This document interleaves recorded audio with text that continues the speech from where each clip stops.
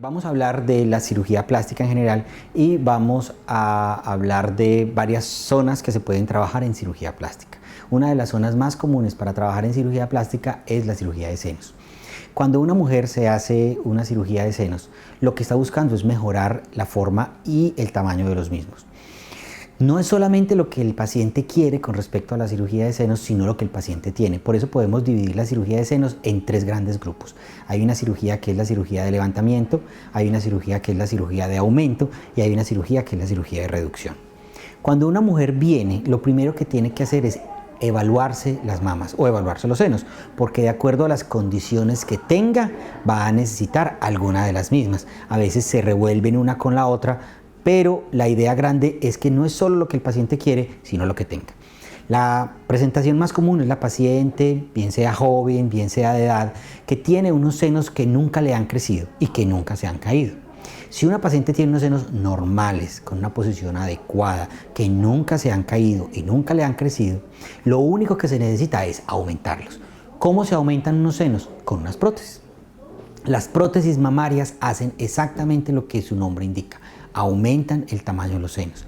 Para que unas prótesis mamarias queden adecuadas, es trascendental que la forma previa que tiene el seno sea adecuada, que no esté caído, que no tenga ningún enredo. Cuando usted pone unas prótesis en un paciente de ese tipo, el resultado es muy adecuado porque usted toma esa forma adecuada del seno, aumenta el tamaño, que es lo único que el seno necesita, y el seno va a quedar armónico, no va a quedar caído y no va a tener ningún inconveniente. La forma como los médicos tenemos para verificar que el seno no está caído es midiendo desde la horquilla esternal. La horquilla esternal es el punto más bajo del cuello donde se unen las dos clavículas. Desde ahí se mide hasta la punta del pezón.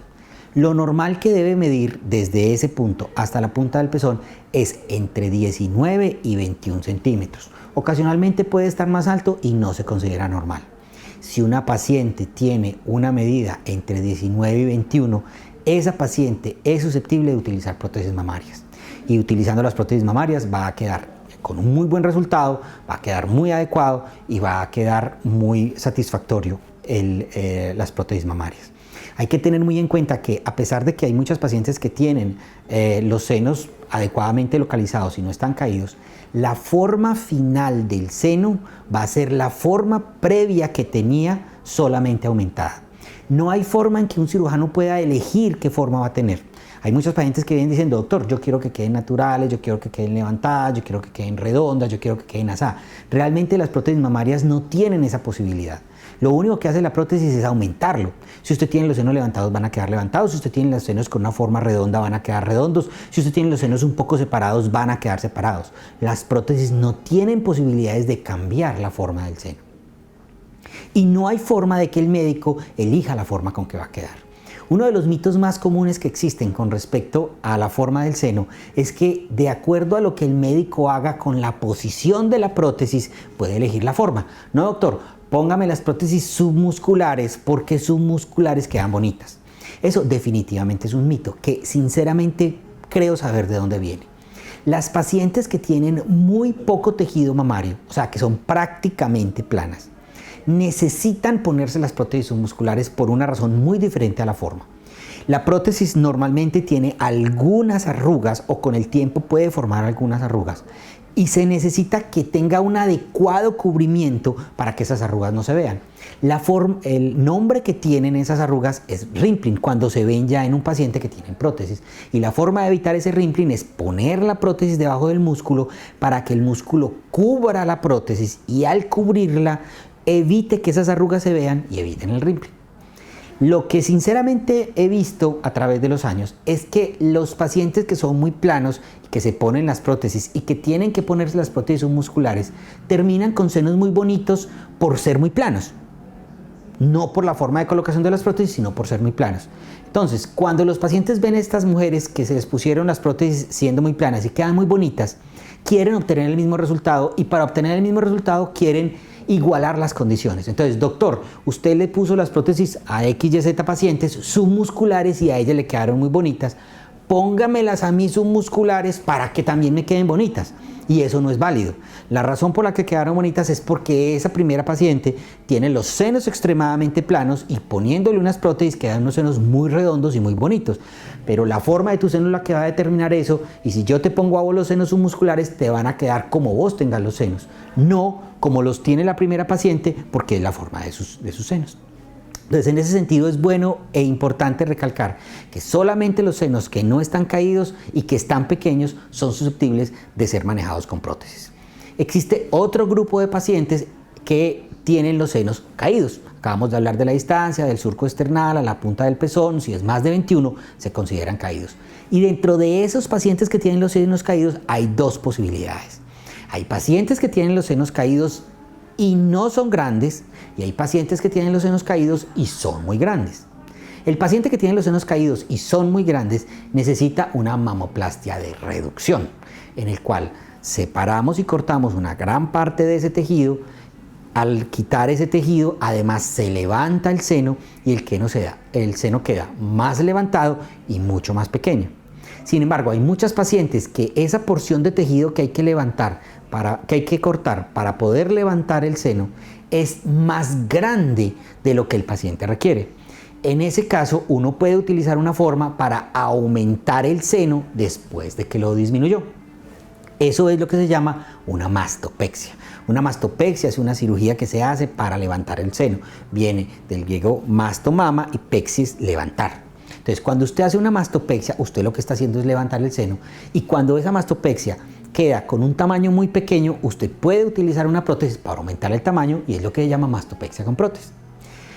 Esa mastopexia se puede realizar teniendo en cuenta diferentes cicatrices. O sea, para poder hacer la mastopexia siempre van a necesitar una cicatriz donde yo corto la piel para poder levantarlo. Cuando la caída del seno es poca, 22, 23 centímetros, y el tamaño de la areola es muy grande, existe una opción para recortar la areola, y recortando la areola grande hacer que el pezón suba ese centímetro o 2 centímetros que tiene decaído.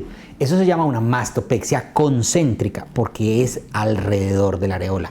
Es muy importante tener en cuenta que solamente se puede realizar en pacientes que tienen unas caídas leves y areolas muy grandes. Cada paciente va a necesitar una mastopexia diferente y va a estar determinado por la forma del seno y por las medidas que tenga cada seno. Solo los pacientes que tienen areolas grandes y caídas pequeñas pueden realizarse mastopexias concéntricas.